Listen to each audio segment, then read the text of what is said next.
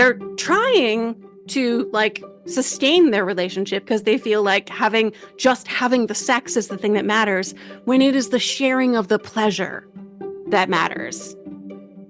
Sexual frequency is correlated with sexual satisfaction only insofar as people have this idea that there's a frequency with which they're supposed to be having sex, and if they have sex at that frequency, they feel more satisfied because they feel like they're doing it right.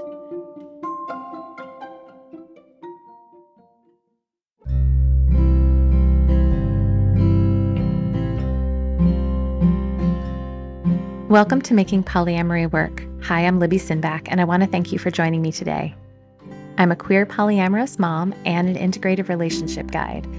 I help people who are living and loving outside the status quo have extraordinary relationships because I believe relationships are at the core of our well-being as humans. I think love is why we're here and how we heal. So today, it's part 2 of my amazing conversation with Emily Nagoski.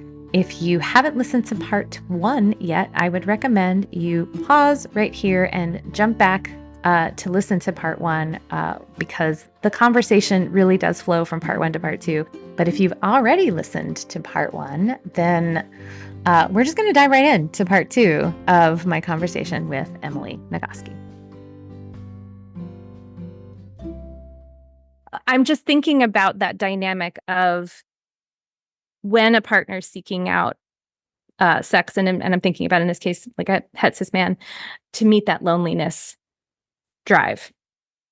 And their partner then doing that because they were socialized to think, oh, men have sexual needs. I need to meet their sexual needs. And what's coming up for me is thinking of, one of the reasons I reached out to you is that I wanted to talk about this concept of maintenance sex. Yeah. And when I think about what's going on there versus scheduling sex or prioritizing sex or making sure that you have a conversation about sex, when I think about maintenance sex, I've heard multiple couples that I've worked with, couples on podcasts, talking about like the woman feeling like there's this clock in her head of like, oh, there's only so many days that I can say no before I have to say yes. Otherwise, he's not going to be okay. And that creating just this dynamic of it's not for pleasure anymore. It's just caregiving. Right. Yeah. So for me, biologically, the difference between a drive and what sex is, which sex is an incentive motivation system. It is an innate motivational system. It is built into us, but it's not like hunger or thirst or connection. It is like curiosity or exploration, which is an innate built-in motivational system. You're blowing my mind right now. Sex is not a drive. Yeah. Sex is not a drive. Drive is about like where an organism, think of like a little like furry mammal in the woods. Their body gives them an uncomfortable internal signal, which is a cue that something is wrong. And that uncomfortable internal sensation pushes them out into the big bad world to go solve the problem, right? Or else something bad will happen. And hunger is one of those. If you don't eat, you will die. Thirst. Thermoregulation is a drive. Connection for humans and a lot of mammals is a drive. Die of loneliness. Human infants literally die just of loneliness. Sex is an incentive motivation system, where that means that instead of an uncomfortable internal experience that pushes you to go fix a problem, it is a pleasurable internal experience that pulls you out into the world to go explore. Ooh, what's that? Ooh, curious. Oh, I want to know more about that.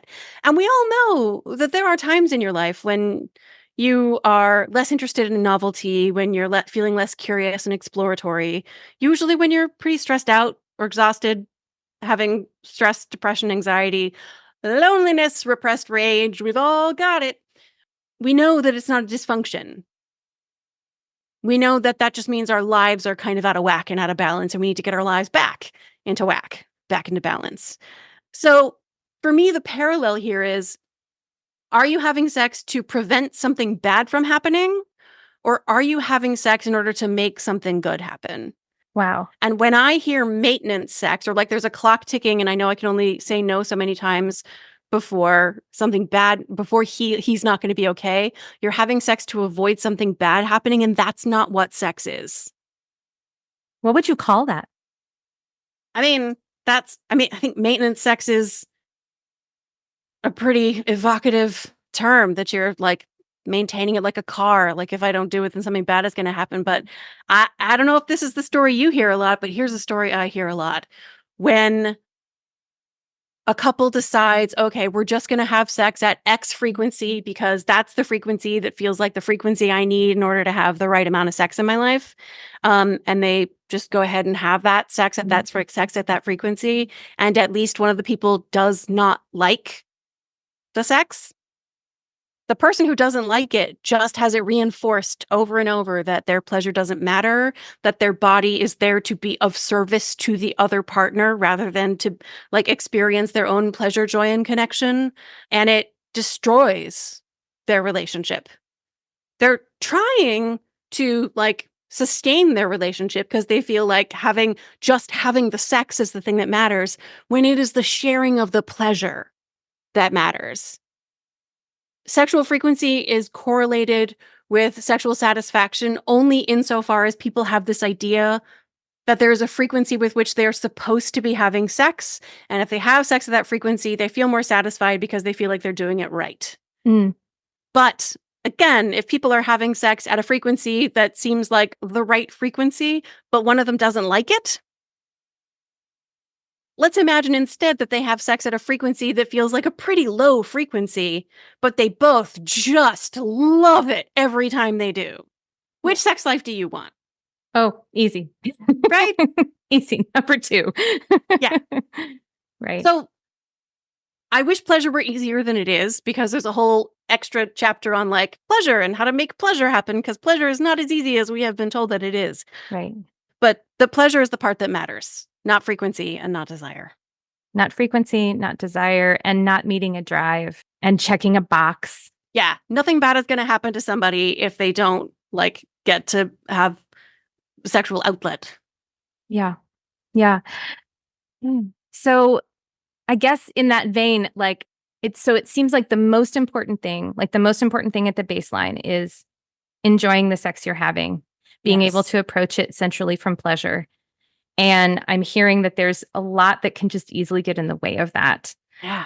And you talk about the emotional floor plan as being one thing. We've talked about just heterosexual dynamics and the patriarchy as a big thing that gets in the way. It's just getting the fuck in the way of people enjoying sex because they have all these like narratives in their mind of how it's supposed to go. Yeah. And those narratives are grounded entirely in this mythology of cis hetero patriarchy and like your body is for this and your body is for that. And here's how you're supposed to behave.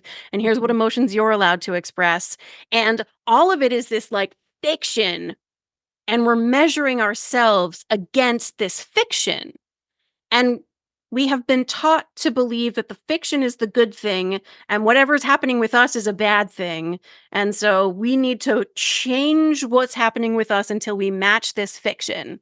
And instead, I wrote a 100,000-word book of affective neuroscience and public health theory to say, what if where you are, who you are, what you truly are is already excellent and worthy of pleasure and love and joy instead of trying to be that lie that you were told you're supposed to be.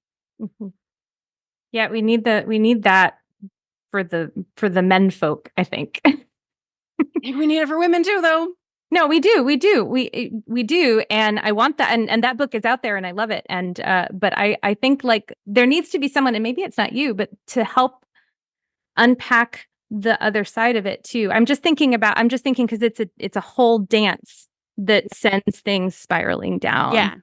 Yeah. So I made the book as inclusive as I possibly could. Given that the research is not that inclusive, I made the book as inclusive as I possibly could. But there is one chapter where I assume that the reader is in a heterosexual type relationship because the research has been really consistent for decades now that folks who are in heterosexual type relationships have fewer orgasms, they have less sexual pleasure, they have less variety of sexual experiences, they're less likely to say I love you, they're less likely to cuddle, they're less likely to kiss during sex, and yet they have more of it. They have more sex, they like less. God, that just makes me feel so sad. I am worried about the straights. I I'm am so worried. worried about the straights. So they do get one chapter all of their own where I say specifically, like, look, the patriarchy specifically is getting in the way. Yeah. Here is how you got to work on it together. Yeah. Because the rules of the game are unfair. The ways that in heterosexual relationships, the ways that men and women, part of my research was like looking at how men and women talk about their partners on the internet. And they use the word hate. My editor's boss pointed me to the moms group for her geographic areas, like Facebook moms group. And she is a single mom, but most of this page is used up with women explaining how much they hate, using the word hate, their husbands. Hate.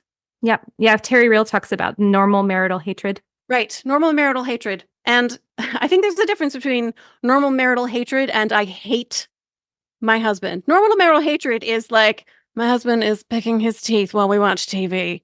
And it's the sound and the noise, I just, right? I hate my husband is not normal marital hatred. No. That's, you need therapy. You need to like fix the problem because hating your life partner with whom you are raising children is not awesome for any of you, including the children. And I know this is a wild, wacky thing to say, apparently, but I really recommend only ever having sex with people you like. Right. Yeah. So the rules are different. So the ways that women hate men are because men are following their like masculinity rule book. The ways that men hate women are because women are not following their femininity rule book. Women are like, if only you would stop behaving according to these bogus rules you were taught, we could be okay. And men are like, if only you would conform to these rules you were taught, we could be okay. And nobody wins. No. The solution is deciding that it is the rule books that are the problem. You're not the problem. Your partner's not the problem. Your relationship is not the problem. The problem is like you got force fed a bunch of bullshit really early on in your life. And it got reinforced over and over for years. And you brought all those lies into your relationship and those expectations you had for yourself and for your partner and for your relationship. And you have to decide that all those lies are the enemy. And together, you're going to build a wall to protect your connection to this other human being whom you care about and treasure as a dear, dear friend. You're not going to let that outside lying shit toxify your connection with each other. I love that. Like the relationship or relationship ecosystem against the cultural structure that has poisoned you. Right. One of my favorite interviews that I did for the book was with a couple. They had opened their relationship. And like in heterosexual relationships in particular, the same story over and over was the woman saying, yeah, I had to lose my shit a lot of times, but he's really grown a lot. And for this one couple, it was, yeah, I had to lose my shit a lot, but his other women partners really did so much in teaching him about femmes and emotional labor. They've been great. He's grown so much. Like it takes a village of women to help depatriarchy one dude. Yeah. Well, yeah. And that's also not fair. And I can understand why, again, I mean, this has happened to me in my experience.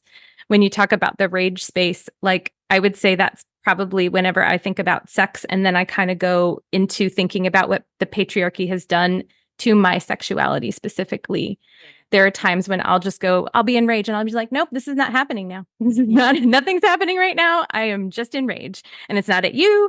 It's just at the shit that is in me that you didn't even put there. You know, like, I love you. You didn't choose it, but I'm here. Yeah. And it is like, I mean, and that's the thing that is, you know, when I think about this situation, nobody would have chosen this for themselves in a loving relationship. I think that there are people that would have chosen it for like society, for stability, for control, you know, all of that. But like nobody would have chosen this for an intimate partnership, this sludge that we have to eradicate in ourselves. Yeah, if they understood it, they certainly would not. No. One of the changes I made to the book based on beta reader feedback, right, was a therapist I talked to who said, I see so many women in heterosexual relationships who absolutely would trade their authentic selves for the certainty that their husband would never leave them. Mm. Because the message of the book is that you deserve to be 100% of your true, authentic self and also utterly welcome in your human community. That you should not have to compromise your identity and your pleasures and your desires in order to be accepted and held in connection. And there are a lot of people who have to compromise who they are and who have spent so long being taught that they have to, that it takes years of therapy to untangle the knots, to free them from the idea that it's okay that they have to. Yeah. There was someone at one of the book events, it was in San Francisco, actually, who asked, like, so, but what if I don't want to try things? Like, this person was apparently in a community of people where everyone was feeling very exploratory in terms of the things they're trying out. And they named in particular, like, what if I don't want to have like an open relationship? Like, you're not obliged to have an open relationship. Yeah. Or what if you don't want to try kink? You don't have to try that either. Yeah. Yeah. If you don't want to try anal sex, you don't have to try anything related to butt stuff. You don't want to try foot stuff? You're under no obligation.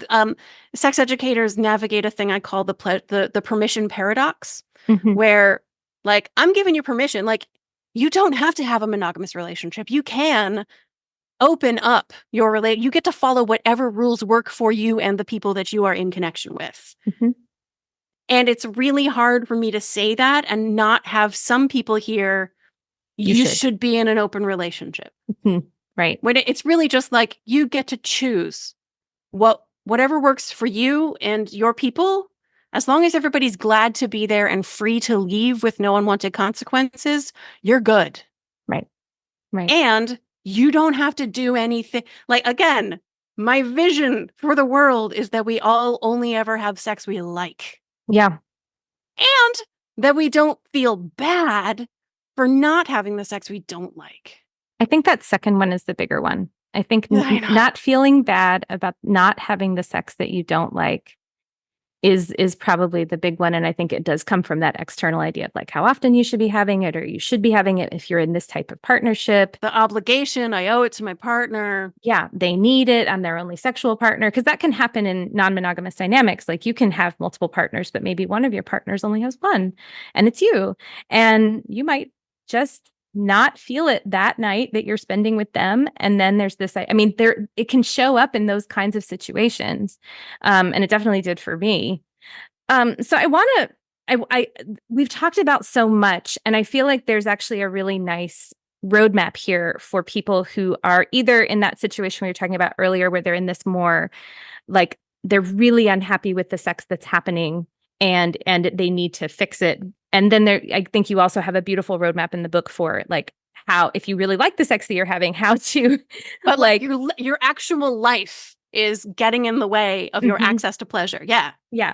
Yep. But like, if you were to just like, if there was someone listening to this podcast and they were like, okay, I'm ready to shift something here. And what I notice is that when I think about like sex with certain partners, I start to feel some pressure. I start to feel some stress. I start to feel some worry. And I want to shift that and I want to change that. Like, what would be the first thing that you would have them do? Like that you would suggest them do to take that first step to shift something if they want it to change? Yeah. So you think about sex with a particular partner and you experience worry. So I want to know what you're worried about. And I want to reality check that against what could actually happen. This is sort of basic cognitive behavioral, like, Like, maybe you're catastrophizing. Maybe you're like, if I don't have sex with my partner, they'll break up with me. I think that's probably the worry. they will break up with me and I will die alone, eaten by my dogs, right? Like, well, or they just might not prioritize time with me, or they might lose interests, or whatever. That if I don't say yes to sex, then they will start gatekeeping other things that I would like from them in the relationship. Ooh. Yeah, which is like what you're saying. Like, they're gonna but in a different way. That's a totally different way of framing it. It's when sex is a power struggle, you're already in the wrong place. Right. When it feels like gatekeeping, you're already in the like, I'm going to withhold this from you because you're withholding this from me, kind of thing. Yeah. Oof. Yeah. Yeah. So I want to know what you're worried about. Yeah. I want to know what you want when you want sex. Mm-hmm. I want to know, especially if you're worried about it, what is it that you don't want when you don't want sex? Mm-hmm. A lot of people talk about a sense of obligation as being a thing they don't want. The number one thing people talk about as what they do want when they want sex is connection. Mm. They also want that shared pleasure. They want to feel and be wanted. Of course we do, because we spend so much time being told that sex is dirty, dangerous, and disgusting, and these parts of ourselves are totally unacceptable. So of course we want someone to be like, it's not merely acceptable, but actually desirable to me that you have these things that are true about you. And people really want to like disappear into the pleasure of the moment and not have to worry about their life and identity and roles and responsibilities and all that other stuff. Those are some of the main things people want when they want sex. Really, what they don't want when they don't want sex is pain, a sense of obligation. They don't want to feel like their pleasure doesn't matter. So I want to know those things. I want you to have those conversations with your partner about what they want when they want sex, what they don't want when they don't want sex. I want to know what you believe a good sex life is supposed to be like, because you're wrong. Because there is no there's no supposed to. There is no what a good sex life is supposed to be. But if you've got a script in your head of what it's supposed to be like, and you are judging yourself against that script and deciding that the script is right and you are wrong, that automatically is like is inherently causing dysfunction. That's making your sex life worse, as opposed to turning toward what's happening, what's true about you right now, knowing what's true, loving what is true about you, even if it's not what you wish were true, even if it's not what you were taught is supposed to be true, loving what's true right now about you, and taking that with confidence to your partner and saying, here's what's true. Tell me what's true about you. And let's turn toward what's true about the two of us with kindness and compassion. And nothing is wrong with me, even if what's true about me is not what either of us wishes were true, or what's true about you is not what either of us wishes were true. Let's love it with kindness and compassion. There's nothing wrong with you. There's nothing wrong with me. There's nothing wrong with us. We're in a situation where there's a tangled knot. There's a mess that needs to be addressed together as partners. We are on a team. We're on the same side. And we're going to fix this thing that's happening together. That is not you, and it's not me, and it's not even us. It's just this external thing that we're going to work on together. Yeah. My stress is not the problem. The problem is that my life is this stressful, and I don't have adequate time or emotional resources to get into a better state of mind to be able to have access to pleasure. That was my story. Yeah. Yeah. I think that's a really good place to leave it. And I love that as like a starting path to like a lot of questions. And then let's not make each other the problem. Let's get together and be on the other side and be together on the other side of the problem and look at it together and tackle it together. Yet another reason that it really helps to like the person that you're having sex with, because it's much easier to collaborate with someone that you like rather than someone who you're like, why would I even want to talk to this person about this? If you don't want to talk to the person about it, why do you want to have sex with the person? It's a good question. It's a good question. A question to sit with. Emily, thank you so much for being here with me. I really, really, I just appreciate your mind. I appreciate all the things that you shared. I hope that all my listeners' minds are blown. Mine is. So thank you so much. If people want to find you, more of your work, how can they find you and everything that you're about. Yeah, the books are available wherever books are sold. Special shout out to the audiobook of Come Together. I did put like extra, because there is some dark stuff in there. I put some effort into like making it a little lighter and a little sillier so that it's a little easier to like deal with. So audiobook, highly recommend. And then also if you just go to emilynagoski.com, I write the Confidence and Joy newsletter, which is mostly me answering other people's sex questions. I am a subscriber of that. I can highly recommend it. So Come As You Are, that's the first book. I give that out like a Bible to people. Wow. I do. I actually even put copies of it in the little free library all around my neighborhood. Oh, wow. I was like, people need this. And there are people who might not buy it, but they might just be curious about it. Well, my first thought was like, oh, I hope teenagers are taking it. Yes, exactly. Exactly. And then the second book that just came out in January is Come Together. And you've also written other stuff as well, but those are the two about Those are the sex. 2 sex books. Yep. Yeah. Well, thanks so much, Emily. Thank you. Have a great day. This was so much fun. Thank you.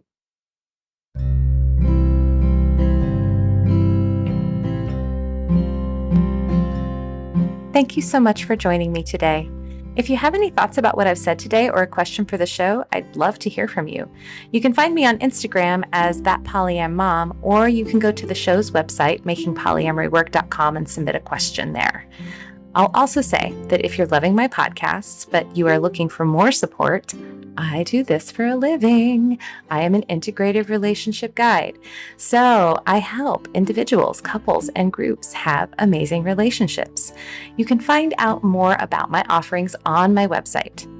If you love this podcast, please share it with your friends, your networks, your Facebook groups, your coworkers, your family, etc. And make sure you subscribe so you don't miss an episode.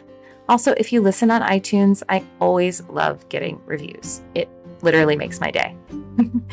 And it'll also help more people find the show. Making Polyamory Work is created by me, Libby Sinback. It is edited by Finn of the Normalizing Non-Monogamy podcast and hosted on the Spotify Podcasts platform. Vanda Leone manages the website and posts the transcripts. Thank you, everyone, and see you next time.